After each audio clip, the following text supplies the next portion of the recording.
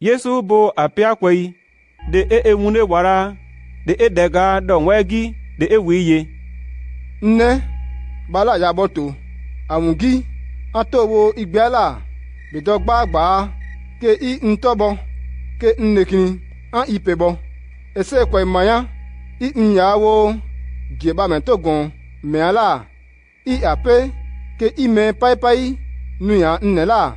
asi anye ada anetogire se me ekoni iga kodon la ke are me si anye asọrọwo dẹ ato siwo ide ndo ide i atan de kinia de nne Yesu Kristi a iba ya meande nne i iba bara anu nne ke a akela mabo atoba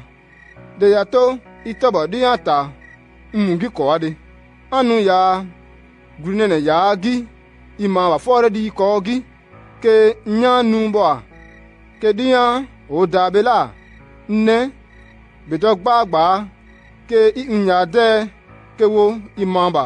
are ko bade ime ansi diata me bofiniba ke anu nne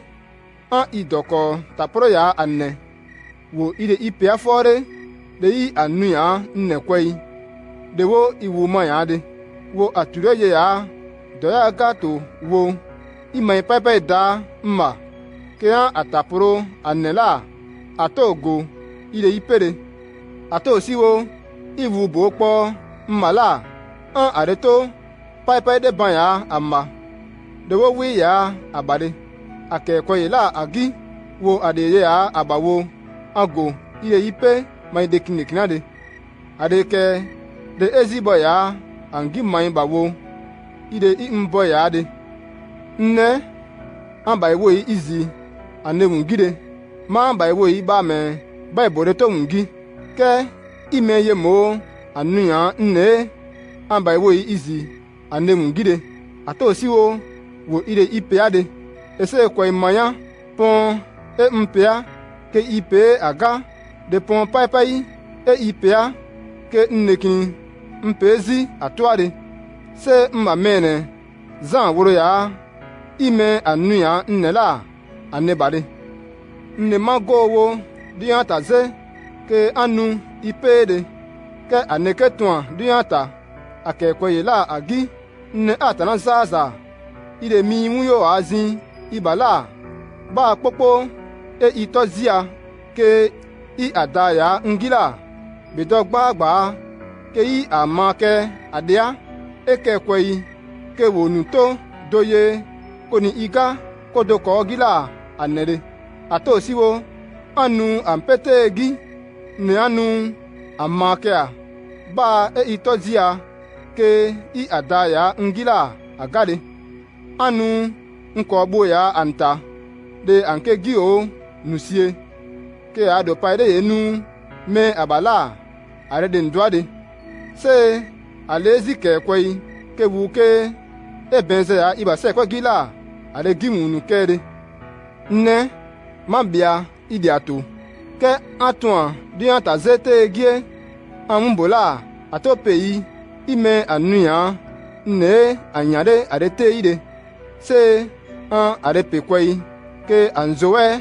ninu dawo tokpatokpade ye mpene ke adengo ntoziade an iwu deban ya amma adekede wa ye dianta me baibone ye nnekini mazi dianta me ba ya kogi la anere amungi ansake dianta me baibula anke akekwe la agi amba iwo yi izi kei amake go yo gonde ke mo apema i anti dewo ke wo godianta wa dia piako ye nnekin ma dia piako gila ane amungi bedogba gba ke i mai mutaporo ane ke eto anya iba ya gi koa se mai mu an ape ima i ataporo ane la ade iwuade ato siwo i mbo ya dianta ko gie nnekini azi ambo ya ade ko bade ego aregi ma nnekini nyae nu ine amugi eke kwai ke annekini nu ya iba ya gi mai dekin ya se ma bai wo izi kwai aneden do ngugi keme wo wiya nwumba anwure doya la an bai wo izi aneto ngi dore nne an bai wo izi an awo kwai ke anto pai nu to wo do ke bo to yere ya ko ni ika ko ba kere de ko ni ika ko ke ko gi ke i ngi ke nekini an igila an bai wo izi ke anekini wo to ji do ko burugi ale ko bare eto kwai dian ta me bible to aganua ale ba wo ide i mbo ya moyande i iba men zan woro ya mmala nekini azi ale woro ya anem mare se an ale ke kwai ke wonu to wo doye ko ni ika ko do ko gila ale nele eto kwai ke ito wo ngila nekini ato azi anengi ale ko bare ato siwo an ape ke wonu to pondo de nga ke dia ta me bible nu atureye amawo ire i mbo ya de anno ike ye nne no ike koila anere nne an ape ke ato adegi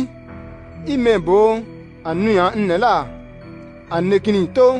mpebi ke wonu mma mene zanga nno egban ike adia da ediere di la i iba mene nu ya nne are mungide nne atana mai do mai me gome pa di ata me baibo wa idonde ke nne ke idon de me ye mo anenzi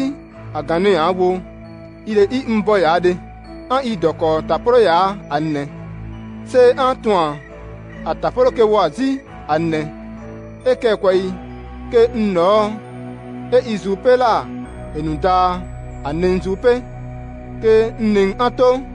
ya ega anzoe pere